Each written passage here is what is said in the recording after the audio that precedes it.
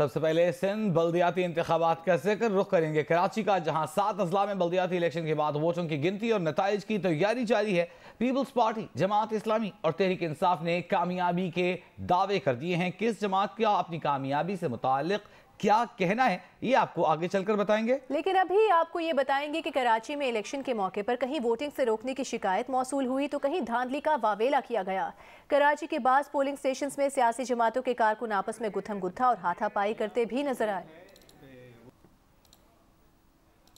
वोटों की गिनती और नताइज की तैयारी जारी है। हम मुख्तलिफ जगह से अपने नुमाइंदों से सूरत हाल जानेंगे। तारिक मोइन सिद्दीकी हमारे साथ मौजूद हैं, जो कि इस वक्त इलेक्शन कमीशन के दफ्तर में मौजूद है। DRO ऑफिस से वकास आलम हमें ज्वाइन कर रहे हैं, जबकि जिला शर्की के पोलिंग स्टेशन पर नुमाइंदा यूनिस वलीद अहमद हमारे साथ मौजूद हैं। तारिक, सबसे पहले आपकी तरफ आते हैं, बताइएगा इलेक्शन कमीशन के दफ्तर में क्या चल रहा है, किन किन इलाकों के नताइज आ चुके हैं? जी देखिए, इलेक्शन कमीशन के दफ्तर में कंट्रोल रूम कायम है और यहाँ पे जो इलेक्शन कमीशन के मुतय्यन किए हुए जो ऑफिसर्स हैं वो भी मौजूद हैं यहाँ पर।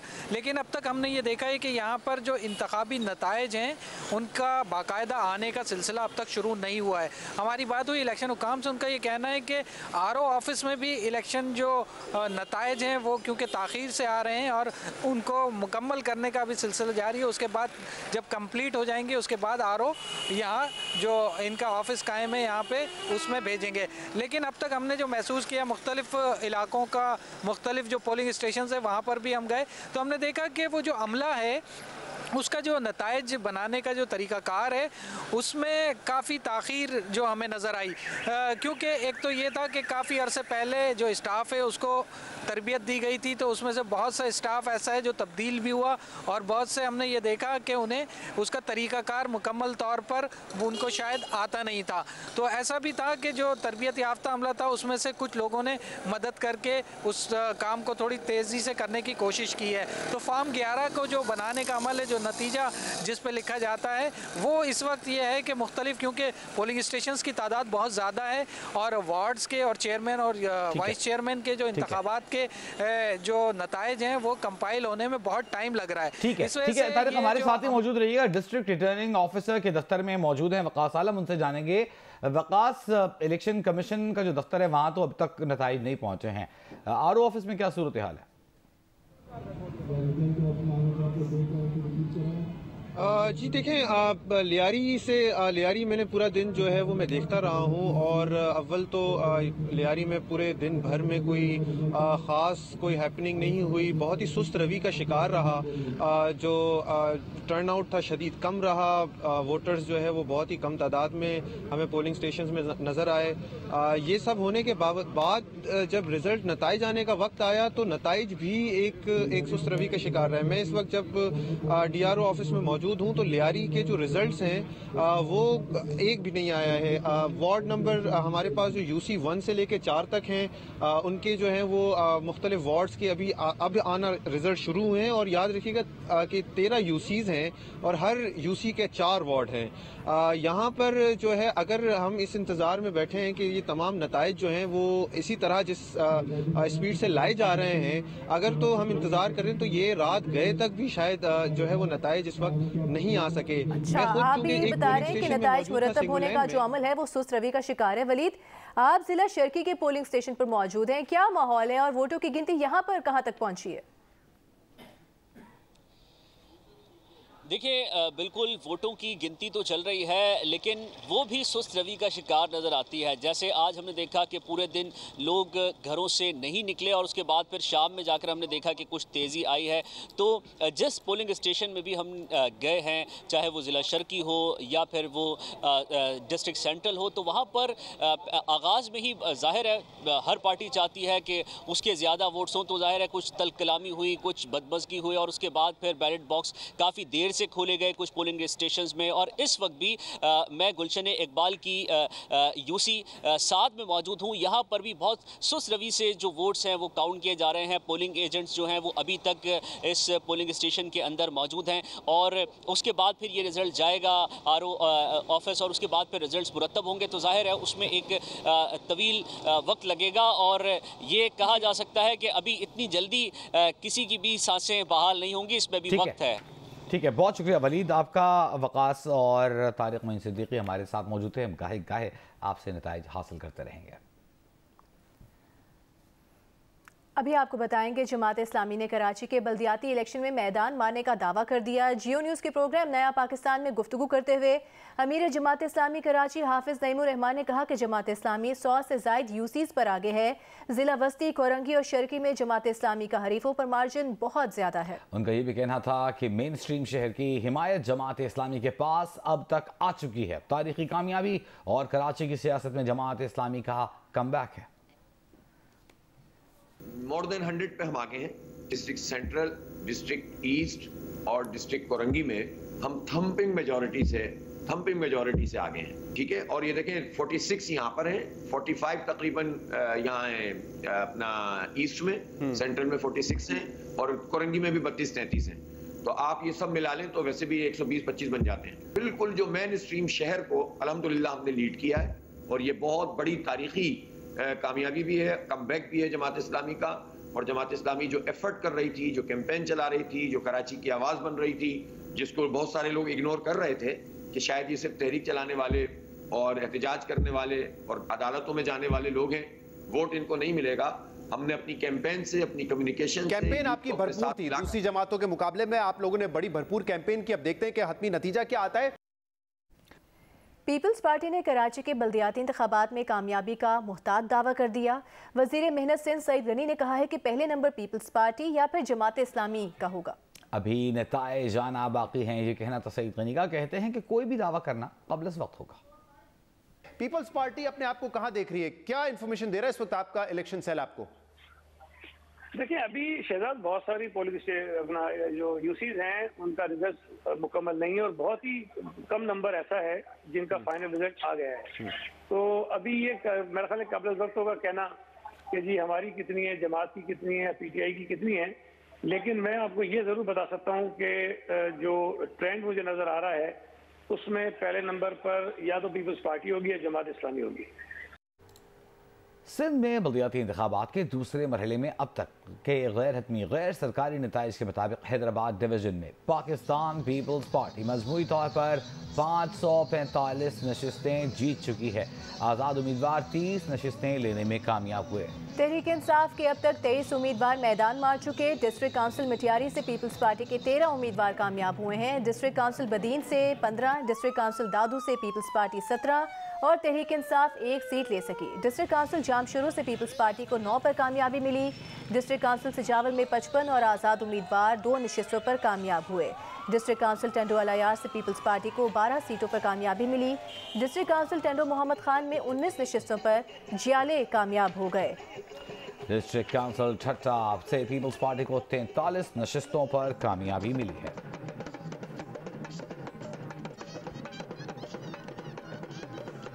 और हैदराबाद के 9 अजला में आज बल्दियाती इंतखाबात हुए हैं। हैदराबाद से सूरत हाल जानेंगे अली नईम से। और 7 से हमें ज्वाइन किया है यासिर फारूकी ने। बदीन से हमारे साथ मौजूद होंगे एजाज जई। अली नईम, आपकी तरफ आते हैं, क्या सूरत हाल बन रही है? नताइज आने का सिलसिला जारी है, क्या शक्ल वाज़ेह होती देख रहे हैं आप? जी बिल्कुल, हैदराबाद में पोलिंग के बाद नताइज आने का सिलसिला जारी है और इस वक्त तक हैदराबाद के अंदर तकरीबन 16 नशिस्तों के ऊपर जो 16 यूनियन कमेटीज़ हैं उनके नताइज सामने आ चुके हैं, जिसके अंदर पाकिस्तान पीपल्स पार्टी के जो 13 उम्मीदवार हैं वो जीत चुके हैं और इसी तरह से पीटीआई का जो उम्मीदवार हैं वो 2 उम्मीदवार जीत चुके हैं और जमात इस्लामी का भी 1 उम्मीदवार ने नशिस्त जो है वो हासिल की है। अगर हम यूनियन कमेटीज़ की बात करें तो यूनियन कमेटी नंबर 14 150, 126, 125, 129, 91, 27 और 63, 60, 140 सभी दीगर के ऊपर पाकिस्तान पीपल्स पार्टी के उम्मीदवार जो हैं वो अब कामयाबी समेट चुके हैं, जबकि पाकिस्तान तहरीक इंसाफ के जो उम्मीदवार हैं उन्होंने 2 यूनियन कमेटीज़ के ऊपर कामयाबी समेटी है और जमात इस्लामी के जो उम्मीदवार हैं उन्होंने 1 सीट के ऊपर कामयाबी। ठीक है अली, हमारे साथ ही मौजूद रहिएगा। हम रुख करेंगे बदीन का। एजाज जई हमारे साथ मौजूद हैं। एजाज, बताइएगा बदीन में क्या, हम यासिर की जानिब जाएंगे। 7 पहले वो हमारे साथ मौजूद हैं। यासिर, ये बताइएगा कि इस वक्त 7 में क्या सूरत हाल है बल्दियाती इलेक्शन के नताइज की? देखिए, मैं इस वक्त सेवन शरीफ में मौजूद हूँ, जो कि आबाई हल्का है वज़ीर आला सिंध मुराद अली शाह का। पहले इस तहसील की बात की जाए तो यहाँ से Pakistan people's party clean sweep करती हुई नज़र आ रही है। सबसे पहले म्यूनिसिपल कमेटी सेवन शरीफ की बात करें तो इसमें 15 वार्ड्स थे, जिसमें से 6 में पहले ही पाकिस्तान पीपल्स पार्टी के उम्मीदवार बिला मुकाबला मुंतखब हो चुके थे। आज दीगर पे था, वो तमाम जो है पाकिस्तान पीपल्स पार्टी के उम्मीदवारों ने जीते हैं। टाउन कमेटी सैयदाबाद की बात की जाए, वहाँ पे 8 वार्ड्स थे, वो भी तमाम पाकिस्तान पीपल्स पार्टी ने जीते हैं। इस तहसील में 10 यूनियन कौंसल थी। अब तक 7 के नताइज आए गैर हतमी, उनके मुताबिक भी पाकिस्तान पीपल्स पार्टी बलतरी पे हासिल है। यासिर हमारे साथ ही मौजूद रहिएगा, एक छोटा सा ब्रेक लेकर वापस आएंगे और फिर आपसे भी बात करेंगे, एजाज ज़ई से भी बात करेंगे। ब्रेक पे जाने से पहले हम बात कर रहे थे सिंध में होने वाले बल्दियाती इंतखाबात के नताइज आने का सिलसिला जारी है। हमारे नुमाइंदगान हमें आगाह कर रहे थे और हमें 7 से ज्वाइन किया हुआ था यासिर फारूकी ने, अली नईम ने हमें भी अपडेट किया था और बदीन से हमारे साथ मौजूद हैं एजाज ज़ई। एजाज, ये बताइएगा बदीन में क्या सूरत हाल है, किस पार्टी का पलड़ा भारी नजर आ रहा है? जी बिल्कुल, ज़िला बदीन में भी आज होने वाले बल्दियाती इंतखाबात के गैर हतमी गैर सरकारी जो नताइज हैं वो वक्फे से आ रहे हैं और हमें मौसूल हो रहे हैं। और अब तक जो सिचुएशन है उस हिसाब से जो पीपल्स पार्टी के उम्मीदवार हैं उन्होंने यहाँ मैदान मार लिया है, भारी अक्सर से वो यहाँ पे कामयाब हो रहे हैं। म्यूनसिपल कमेटी मातली का मुकम्मल रिज़ल्ट हमें मौसूल हो चुका है, जिसमें टोटल 12 वार्ड हैं और 11 पर पीपल्स पार्टी के उम्मीदवार कामयाब हुए हैं।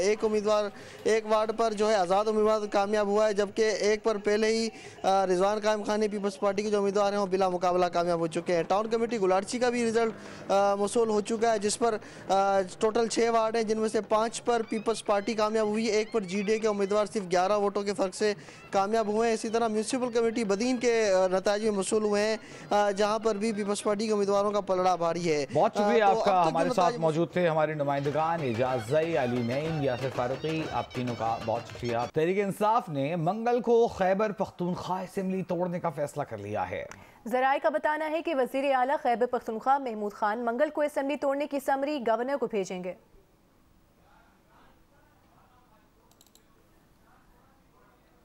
रहनुमा नून लीग एहसन इकबाल ने कहा है कि इमरान खान की कांपें अब टांग रही हैं। इमरान खान पंजाब असेंबली तोड़कर हिमाकत कर बैठे हैं। पंजाब हुकूमत के खात्मे से अवाम को एक नाअहल और करप्ट हुकूमत से निजात मिली है। एहसन इकबाल ने कहा इमरान खान हिम्मत करें, खैबर पख्तूनख्वा की असेंबली भी तोड़ें। नारोवाल में मीडिया से गुफ्तगू में उनका कहना था कि general election social media election नहीं होते। PTI की झूठ, मकर और फरेब की सोशल मीडिया फिल्म का ड्रॉप सीन होने वाला है। जनरल इलेक्शन सोशल मीडिया का इलेक्शन नहीं होता। सोशल मीडिया पर आप झूठ की फैक्ट्रियां लगाकर प्रोपेगेंडा कर सकते हैं। एक असेंबली तोड़ के आप हमाकत कर बैठे हैं, अब दूसरी असेंबली की एडवाइस के लिए आपकी कांपें टांग रही। इमरान न्याजी साहब, अब आप हिम्मत करें, खैबर पख्तूनख्वा की असेंबली भी तोड़ें। कुछ मजीद अहम खबरें इस ब्रेक के बाद। मेयर कराची के उम्मीदवार हाफिज नईम उर रहमान मीडिया से गुफ्तगू कर रहे हैं। दौर का अल्हम्दुलिल्लाह आज आगाज कर दिया है। इस वक्त सूरत हाल ये है कि इलेक्शन के नताइज मुकम्मल हैं। यूनियन कमेटियों में जो पोलिंग स्टेशन हैं उस पर पोलिंग एजेंट मौजूद हैं, पोलिंग का अमला भी मौजूद है। कानून के मुताबिक फॉर्म 11 और फॉर्म 12 साइन करके, अंगूठा लगा के, अपना शिनाख्ती कार्ड नंबर लिखकर देने के पाबंद हैं प्रिजाइडिंग अफसर। लेकिन कुछ DCs मुदाखलत कर रहे हैं सिंध हुकूमत के, जो DRO हैं, और हुकूमत मुदाखलत कर रही है। और इलेक्शन कमीशन अगरचे के उन्होंने हमें यकीन दिलाया है और हमारे कहने पे उन्होंने एक डायरेक्टिव जारी भी किया है, लेकिन इस वक्त 9:45 बज चुके हैं और हमें फॉर्म 11, फॉर्म 12 अपनी पूरी कानूनी सूरत में फराहम नहीं किया जा रहा। मैं इलेक्शन कमीशन को भी वार्न करता हूं, सिंध हुकूमत को भी वार्न करता हूं कि अगले 1 घंटे में ये इन्होंने फॉर्म 11 और फॉर्म 12 साइन करके, अंगूठा लगा के, शिनाख्ती कार्ड नंबर लिखकर, बैग में एक कॉपी उसकी सील करके हमें नहीं फराहम किए और आरओज ने नतीजे का ऐलान नहीं किया तो हम 1 घंटे के बाद या तो शहर भर में धरने शुरू कर देंगे या फिर इलेक्शन कमीशन के ऑफिस में बैठ जाएंगे या फिर अभी हम मशवरा करके तय करेंगे कि हमें क्या करना है। आप हमें किसी सूरत हमारे मैंडेट पर आप हमला नहीं कर सकते। हमें लोगों ने वोट दिए हैं। शहर कराची ने बड़ी उम्मीदों के साथ जमात इस्लामी को वोट दिए हैं। ये टूटा फूटा शहर, ये उधड़ा हुआ शहर, ये तालीम और रोजगार से महरूम नौजवान बड़ी उम्मीदों के साथ जमात इस्लामी के साथ शरीक हुए हैं। हम सबके मैंडेट का एहतराम करते हैं। अगर कोई दूसरी जमात भी जीती है और जेन्युइन तरीके से जीती है तो हम उनकी रिस्पेक्ट करते हैं, उन्हें मुबारकबाद देते हैं। हार जीत इंतखाबी मैदान में होती है, लेकिन यह कोई तरीका नहीं है कि जब आप पहले तो इलेक्शन ना कराओ, इख्तियारात ना दो, भागते चले जाओ, बार बार आपको पकड़ना पड़े, 4 बार मुलतवी करो और बिल आखिर जब आप इलेक्शन करा दें तो उसमें अमला भी सुबह मौजूद ना हो, सामान भी मौजूद ना हो। हम वसीतर मफाद में इसको भी कबूल करें कि चलो शुरू तो हो गया। हम आपकी इज्जत भी करते हैं कि आपने इलेक्शन कमीशन ने स्टैंड लिया और ये इलेक्शन हुआ। हम जायज़ बात करेंगे, इस पर हम आपको अप्रिशिएट करेंगे, लेकिन ये कोई तरीका नहीं है। ये कोई तरीका नहीं है कि जब इलेक्शन का इनेकाद हो गया, वोटिंग हो गई, लोग जीत गए, लोग हार गए, तो अब नतीजा देने में आप रुकावट डाल रहे हैं। जमात इस्लामी का एक एक पोलिंग एजेंट पोलिंग स्टेशन को नहीं छोड़ेगा और मैं तमाम कारकुनों से कहता हूं पोलिंग स्टेशन के बाहर जमा होना शुरू हो जाएं। अवाम से भी कहता हूं पोलिंग स्टेशनों का घेराव शुरू कर दें। जब रिजल्ट नहीं दोगे तो कोई बाहर नहीं जाएगा, ना हमारा पोलिंग एजेंट आएगा ना अमला जाएगा। हुकूमत का ये काम है, ये इलेक्शन कमीशन का काम है, ये हमारा आईनी जमहूरी कानूनी हक है कि हमारा नतीजा हमें दिया जाए, हमारी गिनती हमें साइन करके दी जाए, हमें फॉर्म 12 जो आपका कानून है, आपका ज़ाब्ता है, वो हमें फराहम किया जाए। वरना हम कोई भी कदम उठा सकते हैं जो हमारा आईनी और जमहूरी हक है। पुरअमन तरीके से हम जो जमहूरी जिद्दोजहद कर रहे हैं। इसलिए 1 घंटे का वक्त है, 11:15 बजे मैं फिर उस लाए अमल का ऐलान कर दूंगा कि जिसमें हम फिर एहतजाज की कोई शक्ल शुरू कर देंगे। फौरन ये होना चाहिए जब चीफ इलेक्शन कमिश्नर ने यकीन दहानी करा दी, जब सेक्रेटरी इलेक्शन कमीशन ने यकीन दहानी करा दी, जब सिंध के इलेक्शन कमिश्नर ने यकीन दहानी करा दी, जब डायरेक्टिव जारी हो गए, जब हुकूमत के एक अहम वजीर साहब ने भी मुझसे कहा कि अब नताइज जारी होंगे, तो ये डीसीज कौन होते हैं, ये डीआरओज कौन होते हैं कि लोगों को तंग करें और मुदाखलत करें। इन प्रिजाइडिंग अफसर्स पर क्यों दबाव डाला जा रहा है कि ये फॉर्म वापस ना किया जाए। बाज डीसी ये क्यों कह रहे हैं कि डीसी ऑफिस में आकर ये सारे थैले जमा होंगे और दोबारा गिनती होगी और फिर नतीजा देंगे। कोई धांधली नहीं करने देंगे हम आपको, कोई शबखून नहीं मारने देंगे आपको। तुम्हें हमें हमारा नतीजा देना पड़ेगा। जो जीता उसको मुबारकबाद, जो हारा उसके लिए हौसला अफजाई, लेकिन मैंडेट पे शबखून नहीं मारने देंगे। इसलिए जमात इस्लामी आपका इंतजार कर रही है कि नतीजा देते जाइए, पोलिंग स्टेशंस को रिलीज करते जाइए, पोलिंग एजेंट हमारे आते जाएंगे और रैलियां निकाल कर हम यहाँ पर इदारा नूर हक जमा होते जाएंगे। ये काम नहीं हुआ तो फिर मैं इंशाअल्लाह 1 घंटे बाद एक कॉल दूंगा। आप सब लोगों की तशरीफ आवरी का बहुत बहुत शुक्रिया। अमीर जमात इस्लामी कराची और कराची में मेयर के उम्मीदवार हाफिज़ नईमुर रहमान जमात इस्लामी की जानिब से उनका ये कहना था कि किसी को अपने मैंडेट पर डाका नहीं डालने देंगे। उनकी जानिब से शिकायत की जा रही है कि फॉर्म 11-12 नहीं दिए जा रहे, नताइज जारी नहीं किए जा रहे। परवेज़ इलाही इमरान खान से मुलाकात के बाद ज़मान पाक के बाहर मीडिया से गुफ्तगू कर रहे हैं। इमरान खान साहब से डिस्कशन हुई है कि आइंदा के लिए 3 नाम जो हमने देने हैं आइन और कानून के तहत गवर्नर साहब ने मुझे कहा है कि 3 नाम आप दें चीफ मिनिस्टर के, तो वो इमरान खान साहब ने फैसला किया है। उन्होंने कहा है कि नंबर 1 पे दें अहमद नवाज सुखेरा साहब, नंबर 2 पे नसीर खान जो पहले रहे हैं नारोवाल से, जो वज़ीर सेहत रहे हैं और WHO का हेड भी रहे हैं सेहत के हवाले से, और तीसरा नाम है आसिफ सईद खोसा साहब, जो नासिर सईद खोसा, सॉरी नासिर सईद खोसा, जो कि साबिक चीफ सेक्रेटरी रहे और ये उस ज़माने में भी मेरा हाल है, उस ज़माने में भी चीफ मिनिस्टर है, केयर टेकर नहीं होता। अच्छा, बहरहाल ये 3 नाम मैं दोबारा रिपीट कर रहा हूँ। नंबर 1 पे सुखेरा साहब, अहमद नवाज सुखेरा साहब। नंबर 2 पे नसीर अहमद खान साहब। नंबर 3 नासिर सईद खोसा साहब। ये तीनों का फैसला हुआ है। अब आपने को बात कर बताएं कि आपने भी अपनी कोई इनपुट नहीं दी नाम के हवाले से?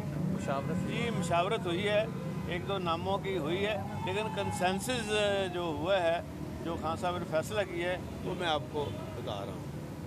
काफ लीग और पीटीआई के इत्तेहाद के हवाले से क्या आ रहा है? क्या आप काफ लीग एग्जाम होने जा रही है पीटीआई में, या आप अपनी वो हमने मीटिंग रखी है कल घर पे, हमारे तमाम MPs MNs आ रहे हैं, उसमें सारे पार्टी के अहदेदार भी आ रहे हैं, कामल अली आगा साहब जो सेंटर हैं उसमें हम मशवरा करेंगे।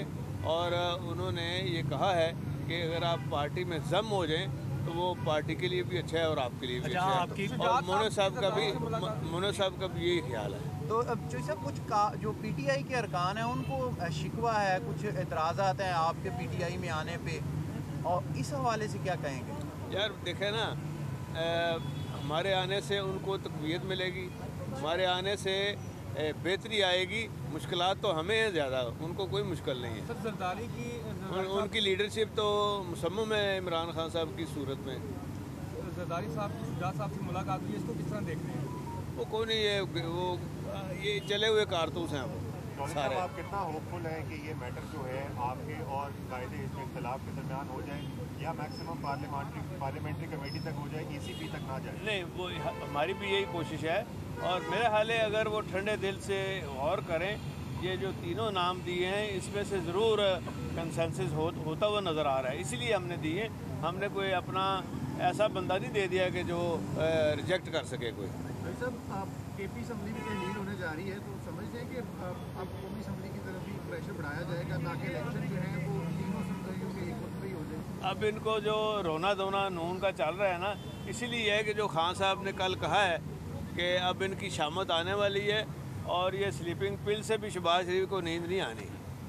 अच्छा चौधरी साहब, ये बताइएगा कि प्रोलॉन्ग किया जाता है, वैसे तो 90 दिन के अंदर इलेक्शन होती, 90 दिन की है यार, कोई प्रोलॉन्ग नहीं होता। चौधरी साहब बताइएगा कि सदर तैयारी कर रहे हैं वज़ीर आज़म को एतमाद का वोट लेने के लिए, तो इसको आप कैसे देखते हैं कि तहरीक इंसाफ की असम्बली में तैयारी पूरी है? भाई बिल्कुल सोच समझ के ये फैसला किया इमरान खान साहब ने, 100% तैयारी पूरी है। इसीलिए अब जो है आप उनकी शक्लें देखें, वो घबराए हुए भागे फिर रहे हैं। चौधरी साहब, हम फिर उम्मीद रखें कि आने वाले वज़ीर आला पंजाब आप हमारे होंगे? यार ये तो अल्लाह ताला को पता है, लेकिन हमारी ये कोशिश ये है कि हम इस पार्टी के साथ आएँ और इनके साथ मुशावरे से चलें, और इंशाअल्लाह ताला ये भी महसूस करेंगे कि हमारे आने से इसमें बेहतरी आई है और भलाई आई है, और ऐसे ऐसे काम जो पहले भी हमने किए हैं 1122 से लेके और भी ये इस तरह के काम हों। चौधरी साहब, अभी तक आपके साथ कोई रब्ता किया है मुस्लिम लीग ने हमजा शहबाज में नामों के हवाले से? नहीं, वो उन्होंने नहीं करना, वो हमने गवर्नर को देने हैं नाम, वो हम दे देंगे।